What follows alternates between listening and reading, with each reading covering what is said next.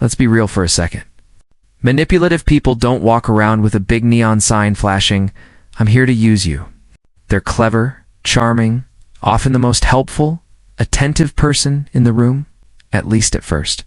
They know exactly what to say to win you over, exactly when to say it, precisely how to make you doubt your own gut instincts. They don't pick your pocket. They steal your trust, your confidence, your grip on reality. And here's the worst part. Most of us don't want to admit we know someone like that because it's uncomfortable. But that denial is exactly what manipulators count on to keep you off balance and easy to control.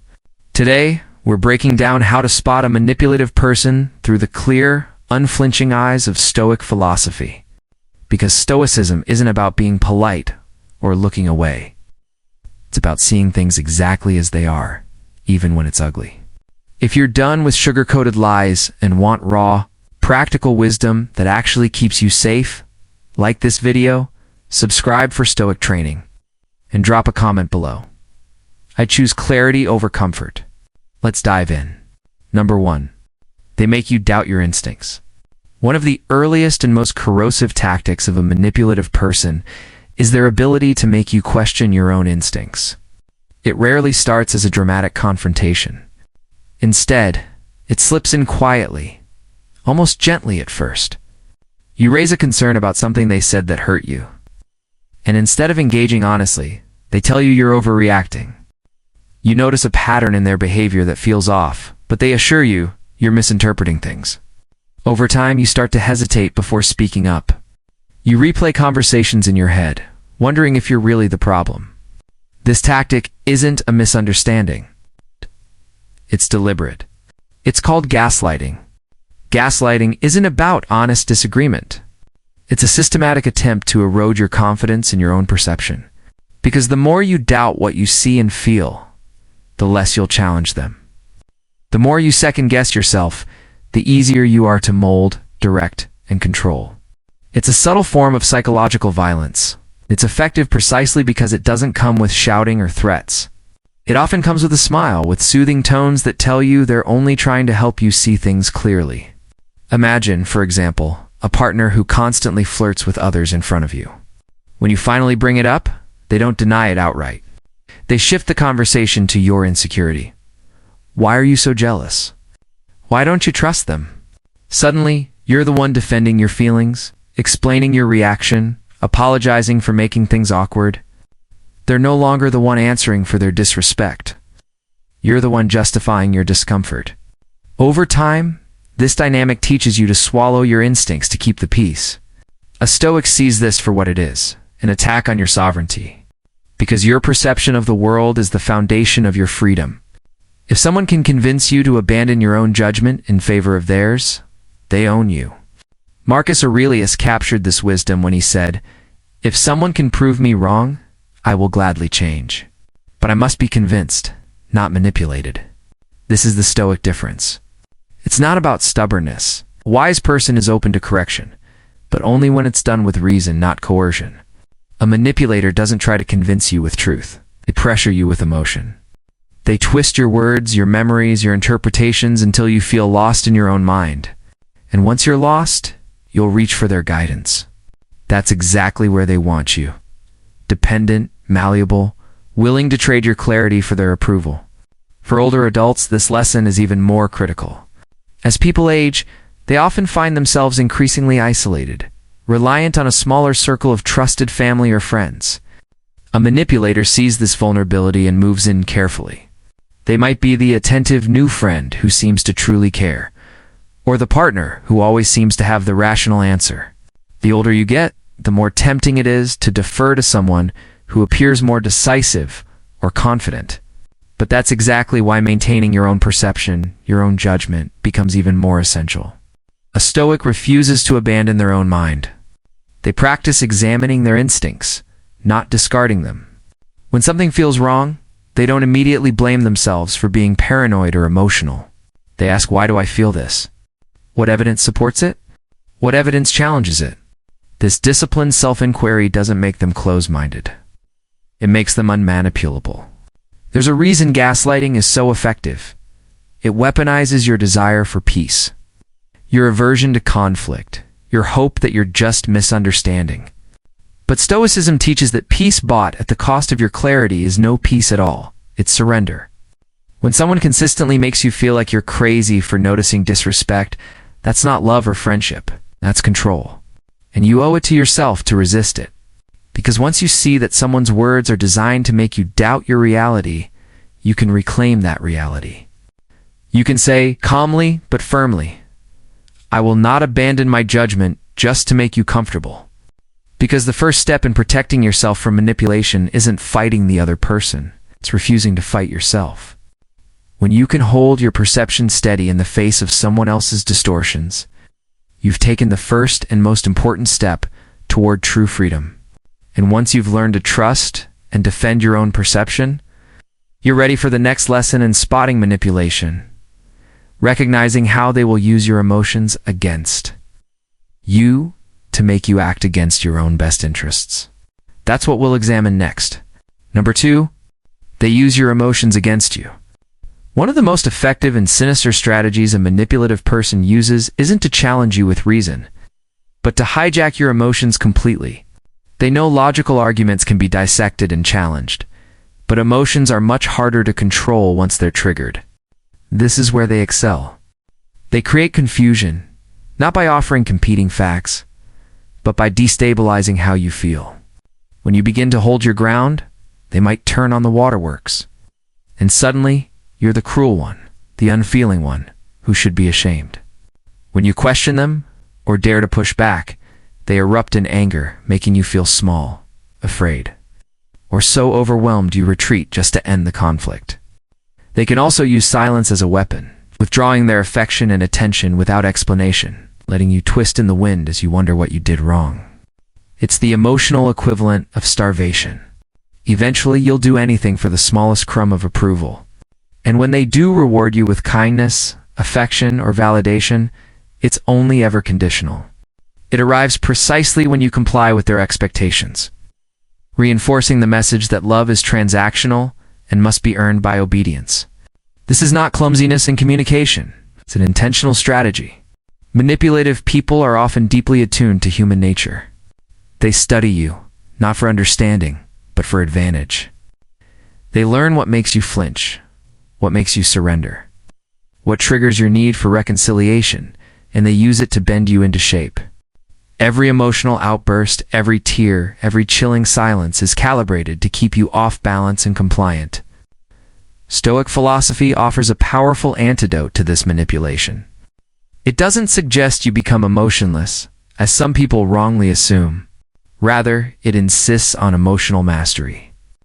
Epictetus taught that it is not events themselves that disturb us, but our judgments about them. The manipulator's goal is to ensure you never examine your judgments, to keep you so consumed with emotional reaction that you lose the clarity to question what's really happening.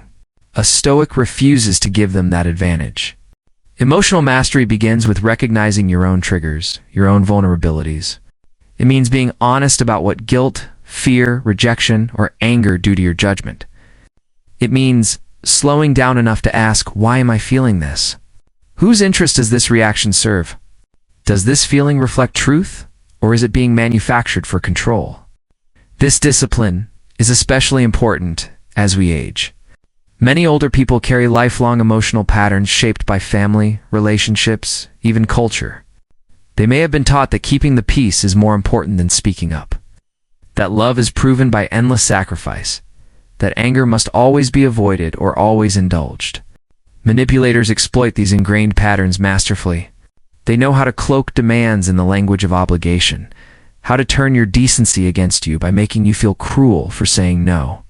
A Stoic approach demands we break that cycle. It requires practicing the difficult art of feeling emotions, without letting them dictate our choices. It says, feel compassion for someone's tears, but don't abandon your boundaries because of them. Feel discomfort at someone's rage, but don't change your principles to quiet them. Recognize the sting of rejection or the pain of silent treatment, but don't buy your way back into their good graces by betraying your values. Seneca wrote that he who is brave is free, and there is no greater bravery than refusing to be ruled by emotions, even your own. The manipulative person thrives on your emotional reflexes because they short-circuit your reason. The Stoic remains committed to using reason even in the heat of emotion. They know that true freedom lies not in the absence of feeling, but in refusing to be enslaved by it. When you learn to see emotional manipulation for what it is, not proof of someone's genuine feeling, but a calculated bid for control, you reclaim your power. You begin to separate what belongs to you, your reactions, your values, from what belongs to them, their tactics, their goals. And once you're no longer an easy target for emotional games, you're ready to see the next pattern clearly. How manipulative people always find a way to shift blame, making you responsible for the very problems they create. That's what we'll examine next. Number 3. They shift blame every time. One of the most insidious signs of a manipulative person is their absolute refusal to take responsibility for anything they do wrong. This isn't about normal human defensiveness or the occasional need to explain your side. This is a persistent, practiced habit of blame shifting that transforms every disagreement into a trap. When you bring up something that genuinely hurt you, instead of acknowledging your experience, they turn it around on you. Suddenly, you're the unreasonable one. You're too critical, too demanding, too unforgiving. Your legitimate grievance is reframed as your personal failing. They are masters of redirection. If you try to discuss their broken promise, they'll remind you of a time you disappointed them. Bring up a cruel remark they made, and they'll highlight how sensitive you are. They will rummage through your history for anything, no matter how irrelevant, to avoid owning their part. The goal is not to resolve conflict, but to muddy the water so thoroughly that you forget why you were upset in the first place. This tactic is devastating because it doesn't just deflect blame. It corrodes your confidence in your right to hold someone accountable. Over time, you might notice that every disagreement ends with you apologizing, even when you know deep down you weren't wrong. You learn to avoid raising issues because it's exhausting to always be on the defensive. Conflict stops being a means to clarify expectations or improve the relationship and becomes a predictable ritual of self-doubt and guilt. A Stoic recognizes this dynamic for what it is: poison to any genuine relationship. Seneca's wisdom is precise here. He who excuses himself accuses himself. The manipulative person uses this principle in reverse. They never excuse themselves, so you end up doing it for them. They keep their hands clean by making sure you're the one covered in guilt. They rely on your empathy, your desire to see both sides, your discomfort with conflict. And they use these virtues against you, twisting them until you're willing to carry the weight of their choices on your back. Stoicism teaches us to resist this trap by being clear-eyed about responsibility. It doesn't mean you refuse to see your own faults. On the contrary, a Stoic is committed to ruthless self-examination. But self-examination doesn't mean accepting blame for someone else's choices.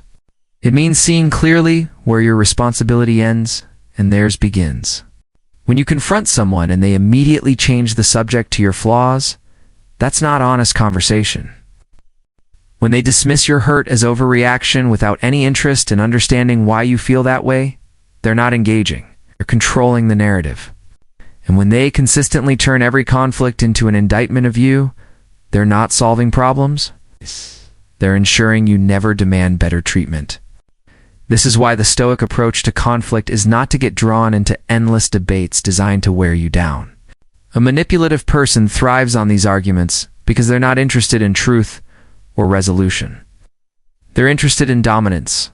They want you on the defensive, justifying yourself, so they never have to justify anything. The Stoic knows the value of stepping back from these traps. Instead of endlessly explaining yourself, you observe. Watch how they handle criticism. Do they consider it? Do they show any willingness to change? Or do they instantly go on the attack, no matter how gently you approach them? Real accountability doesn't fear criticism. It may be uncomfortable, but it sees value in it. Manipulation avoids it at all costs. That's your sign. For many men and women, especially those with long histories of avoiding conflict for the sake of harmony, this is a difficult truth to accept. We want to believe that if we just explain ourselves well enough, they'll understand. That if we're calm and generous, they'll mirror that. But a manipulative person isn't trying to understand. They're trying to avoid responsibility entirely. Stoic philosophy isn't about abandoning empathy. It's about anchoring it in clarity. It says, be compassionate, but don't be blind.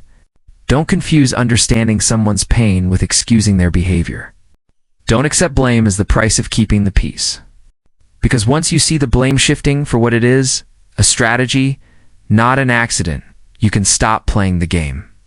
You can set firmer boundaries. You can refuse to carry what isn't yours. And you can start noticing the next tactic in the manipulator's playbook.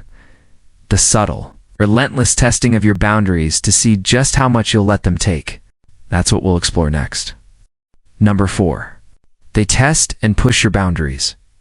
One of the most quietly dangerous tactics of a manipulative person is how they test and push your boundaries.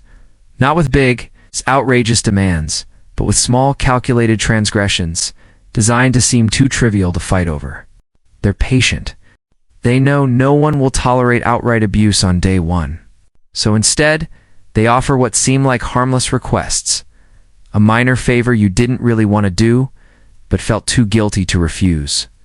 A subtle insult delivered as a joke. It's an offhand comment that hints you're not quite good enough. This isn't clumsiness or a misunderstanding. 8. It's reconnaissance. They're observing how you react.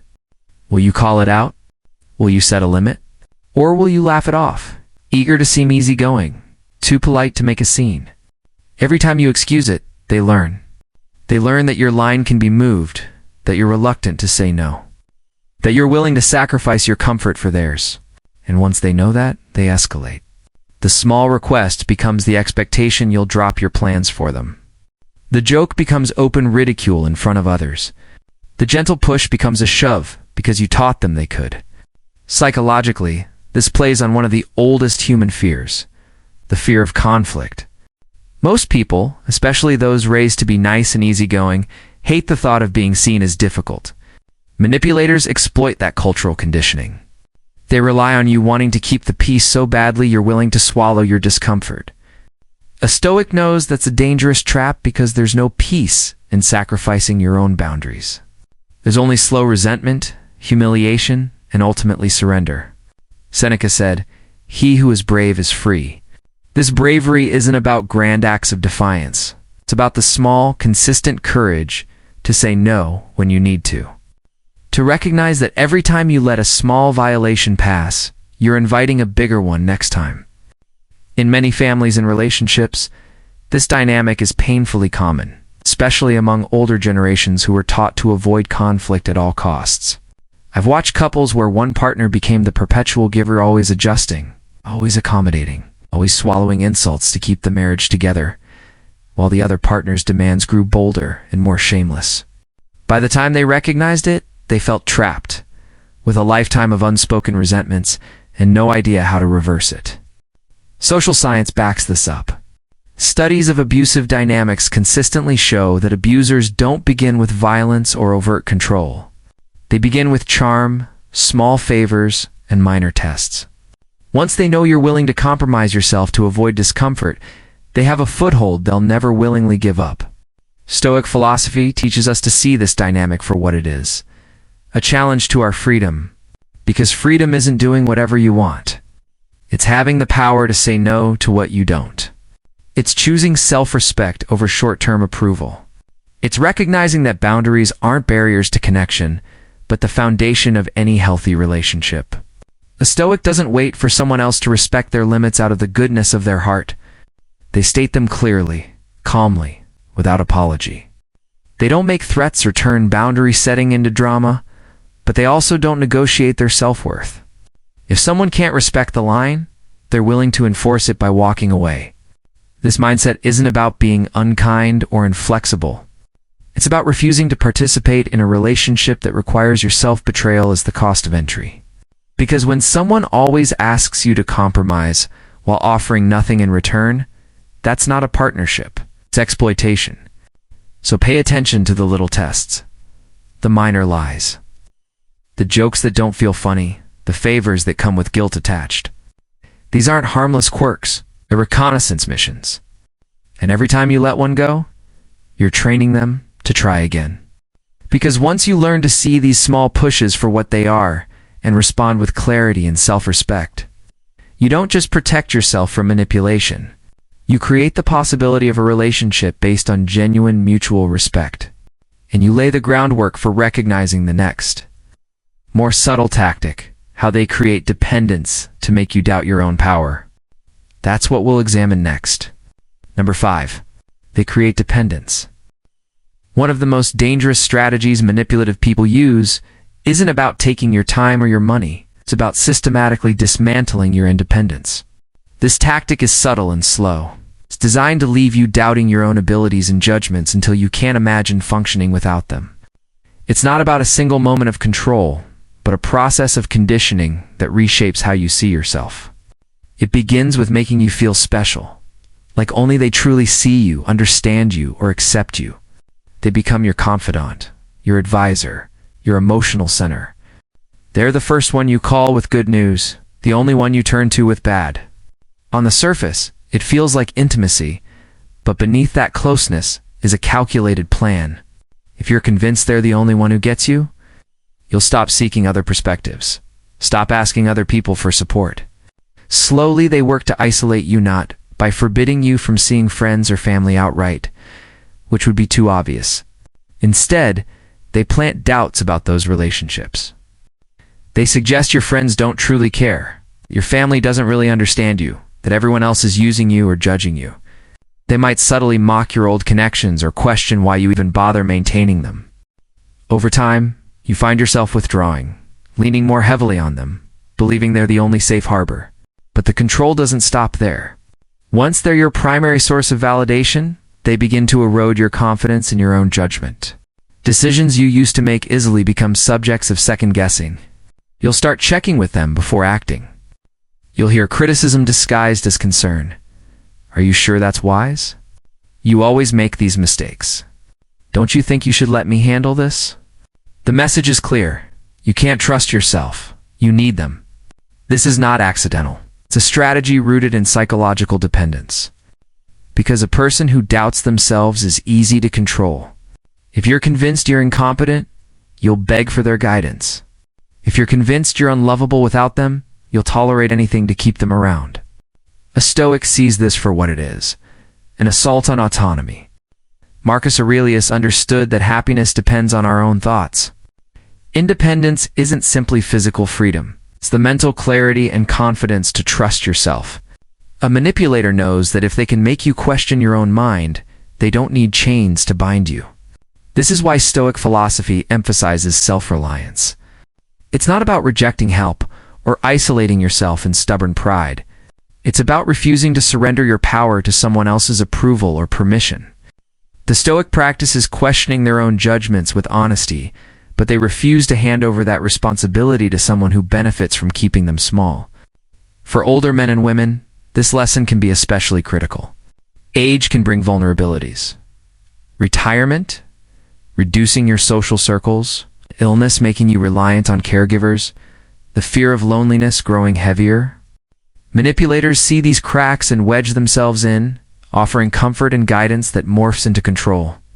They may present themselves as the indispensable helper or loving companion, while ensuring you're too dependent to say no. Recognizing this dynamic requires hard honesty. You have to ask, do the people closest to me encourage my independence or undermine it? Do they celebrate my confidence or subtly chip away at it? Do they respect my decisions even when they disagree? Or do they make me feel foolish for trusting myself? Seneca warned that true freedom lies in mastery over oneself. That mastery is threatened the moment you allow someone else to become the arbiter of your choices. A Stoic does not wait for someone to hand them permission to act. They examine their own mind, trust their own conclusions, and remain willing to bear the discomfort of being wrong in order to avoid the far greater danger of being controlled. Because dependence isn't love, it's control disguised as care. And once you see that clearly, you're prepared to break that pattern, reclaim your power, and refuse to let anyone turn your need for connection into a tool for manipulation. When you cultivate this kind of independence, you're not just protecting yourself from being used. You're creating the conditions for real, mutual relationships built on respect.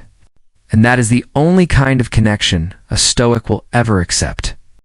Once you understand this, you're ready to see through every strategy that seeks to turn your fear of being alone into the reason you surrender yourself entirely. If any of this made you squirm a little, good. That means you're paying attention. Manipulators count on your need to be liked, your fear of confrontation, your hope that if you're just nice enough, you'll avoid trouble. They love it when you look away, make excuses for them, tell yourself it's not that bad. But a Stoic doesn't sugarcoat human nature. They don't pretend everyone's harmless. They don't blind themselves with wishful thinking. A Stoic faces the truth, even the ugly parts, not because they're cynical, but because they refuse to be anyone's puppet. If you're ready to stop being easy prey and start living with the kind of clear-eyed strength no manipulator wants to test, like this video. Subscribe for unapologetic Stoic wisdom that doesn't flatter you, but actually prepares you. And drop a comment below. I choose clarity over comfort, because you deserve to be the person who can see manipulation coming a mile away and shut it down before it ever finds a foothold.